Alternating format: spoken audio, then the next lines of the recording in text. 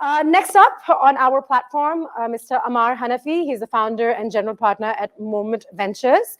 And let me tell you a little about it. It's an early stage venture capital firm, and it's investing in the future of work. Moment looks to invest in companies leading the technology-led transformation of work founded by entrepreneurs with a deep understanding of their target markets. I'm going to now head on over to him and tell us what the future of work really does look like.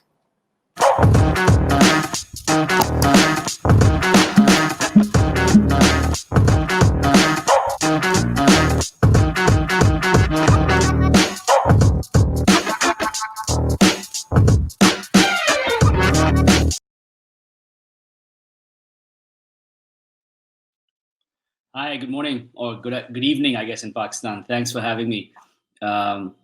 I've got my chai, which is always a good way to start the day as a Pakistani. And again, it's a pleasure to tell you about what I'm doing here at Moment and why this would be an interesting time to start a company if you guys are thinking of starting businesses. I have a presentation that I'll walk you through, and I guess the couple of things that I wanted to do. First of all, I really enjoyed hearing Bilal speak.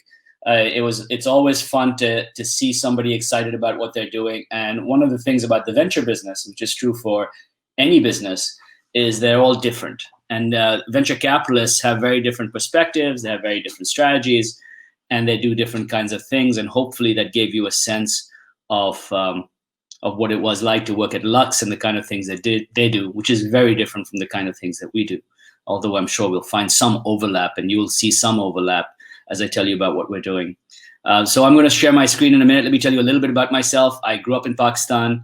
I did all my high schooling in Pakistan. I actually came to the States to go to college. I've been here ever since. And I go back to Pakistan often. I'm connected to that ecosystem. I have backed entrepreneurs in Pakistan. I enjoy it. It's something that I do personally, not professionally. My professional focus is pretty much in North America and Europe. And because of what I do and the kind of companies I like to invest in.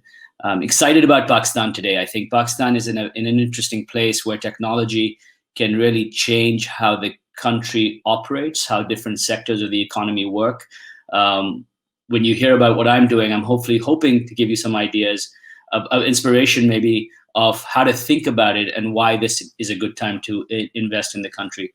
So let me invest your time in the country. Let me share this. I guess it's giving me instructions on how to share a screen. And 1 second, let me get this right. So 1 sec. We did a big meeting on Zoom, where we did an annual meeting on Zoom, and we had some of our investors on. And it was quite nerve-wracking, even for VCs, to sort of go through and do this for the first time. I'm sure all of you are becoming quite adept at using electronics for, oh, that's not the screen that I wanted to show. Yeah, there we go. Okay, so when I first told Akash I wanted to talk about the future of work, he said, really, everybody knows about the future of work. So I sort of put up this slide because I wanted to tell you a little bit about how we think about it. Because in the end, everybody has their own perspective. The other thing is, hopefully in this talk, I can sort of weave in and what it's like an entrepreneur. So I was a partner at Lux, learned for a while.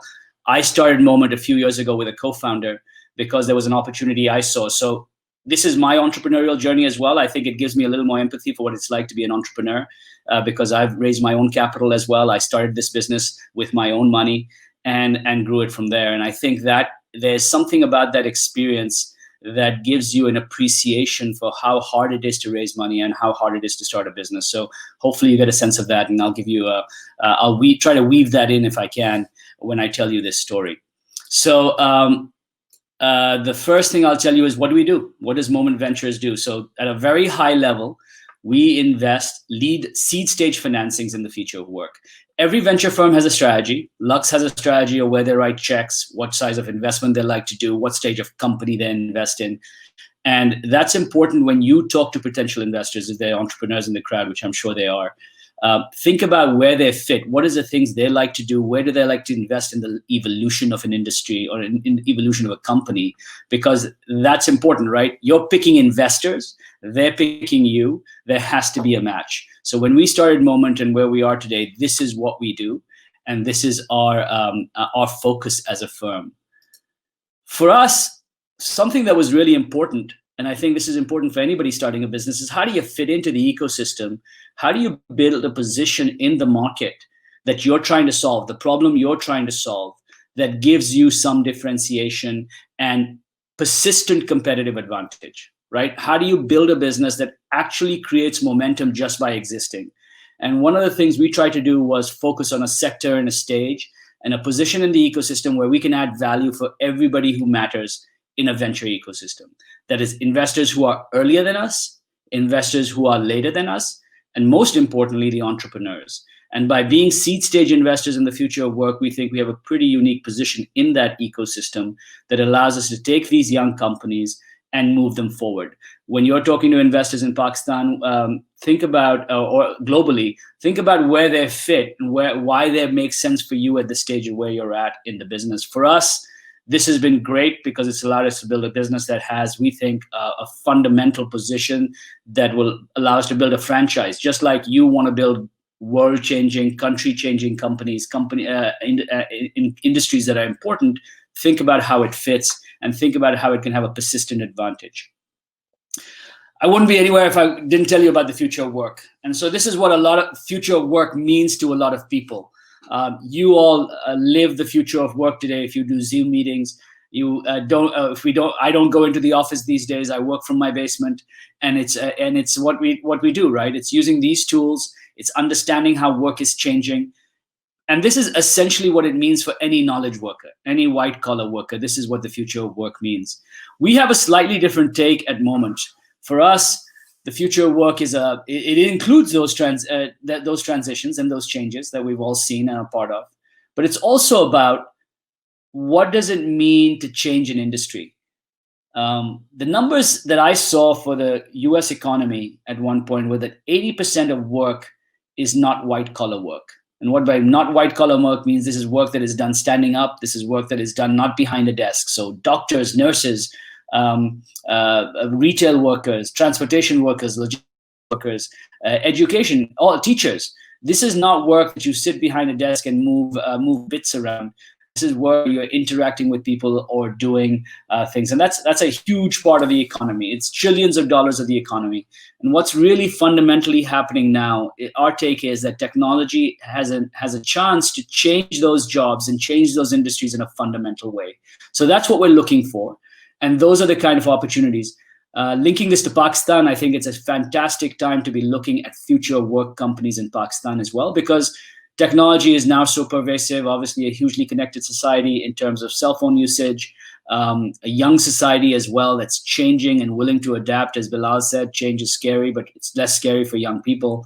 And there's the opportunity. So we're trying to find those businesses that can transform the labor markets or the operations of those markets.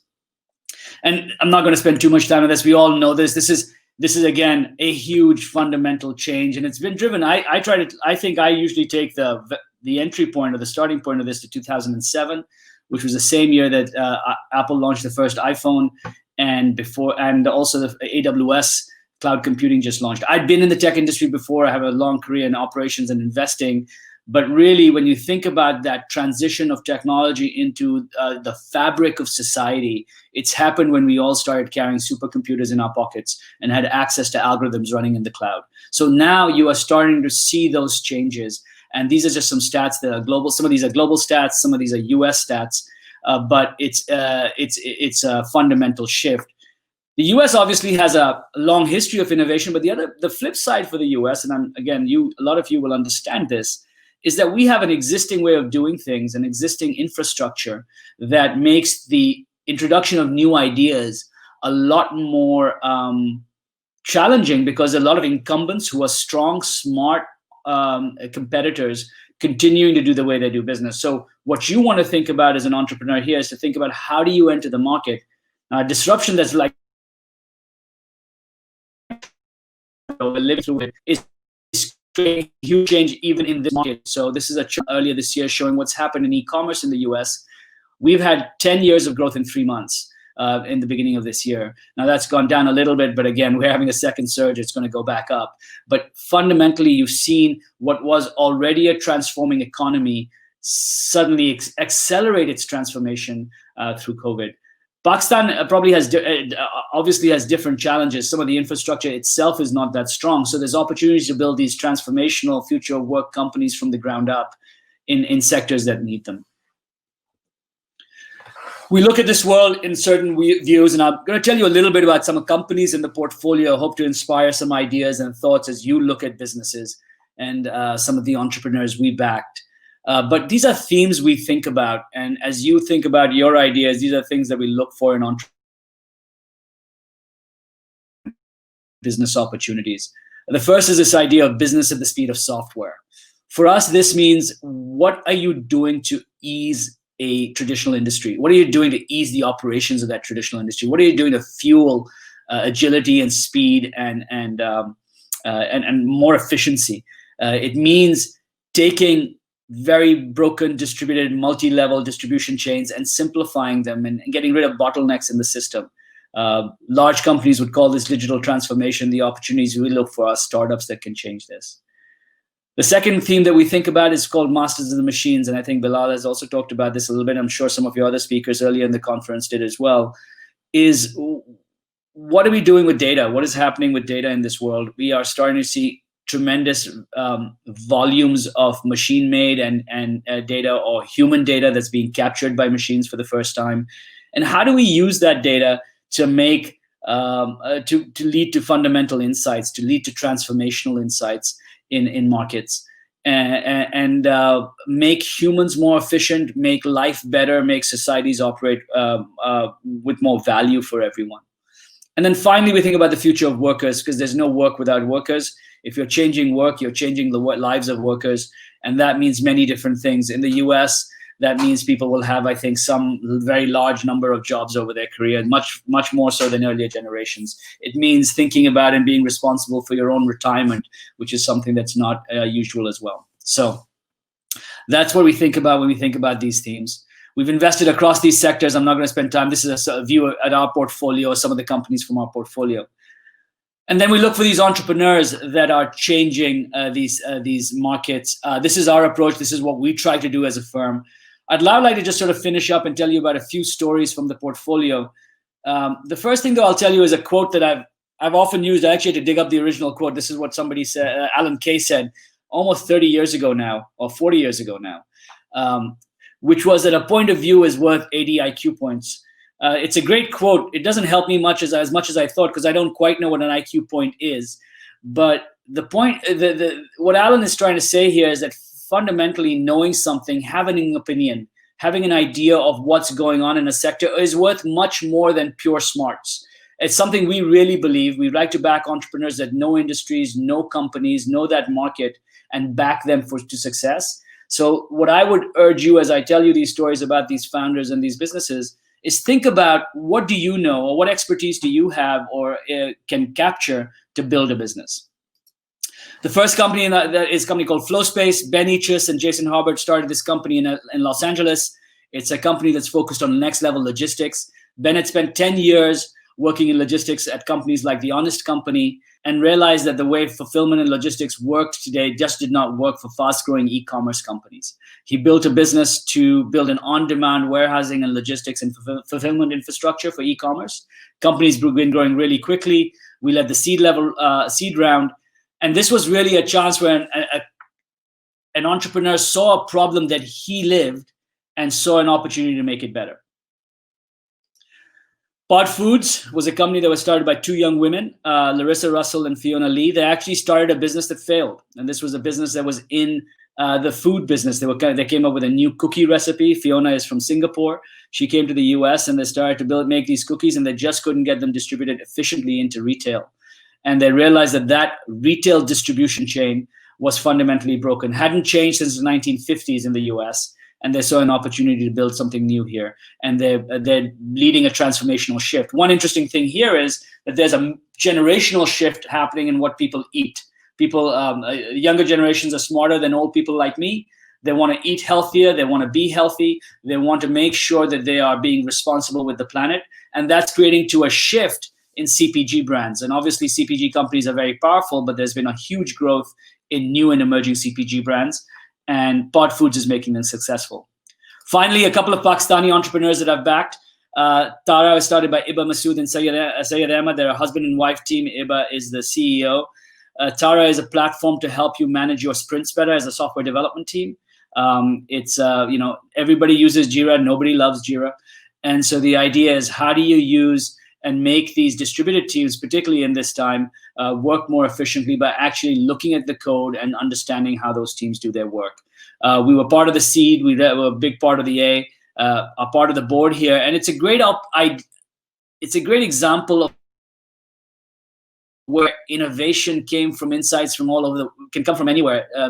Iba grew up in Sharjah, I think, and came to the States to be part of YC and built this company as an absolutely amazing entrepreneur. And we really have enjoyed working with her. And it's a big fundamental problem. Rafe Systems is a company that was founded by a CEO that I've backed before, Hasib Budani.